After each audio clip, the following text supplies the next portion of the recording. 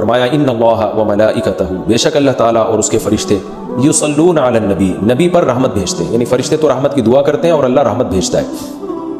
یا ایھا الذین آمنوا، اے لوگوں جو ایمان لائے ہو، صلو علیہ، نبی پر خصوصی رحمت بھیجا کرو جس کو اردو میں درود کہا جاتا ہے، وسلموا، اور سلامتی بھیجا کرو، تسلیما، سلامتی بھیجنا، یعنی خوب سلامتی بھیجا کرو۔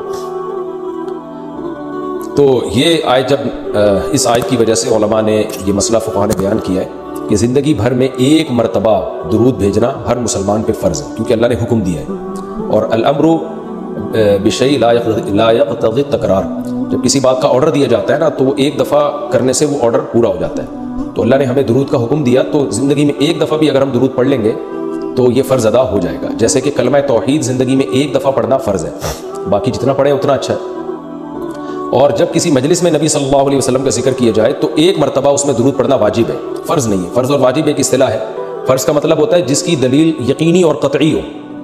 تو چونکہ قرآن نے درود پڑھنے کا حکم دیا تو وہ چونکہ یہ نہیں اللہ نے کہا کہ ہمیشہ پڑھتے رہا کرو، بلکہ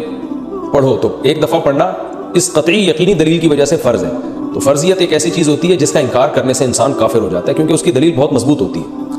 اور دوسری حدیث میں آتا ہے کہ وہ شخص بخیل ہے کہ میرے سامنے اس کا تذکرہ کیا جائے اور مجھ پر درود نہ پڑے، تو اس حدیث یہ چونکہ خبر واحد ہے، کیونکہ ظاہر ہے قرآن جس طرح تواتر کے ساتھ ثابت ہے اس طرح اخبار احاد جو خبر واحد ہوتی ہیں اس طرح تواتر کے ساتھ ثابت نہیں ہوتی،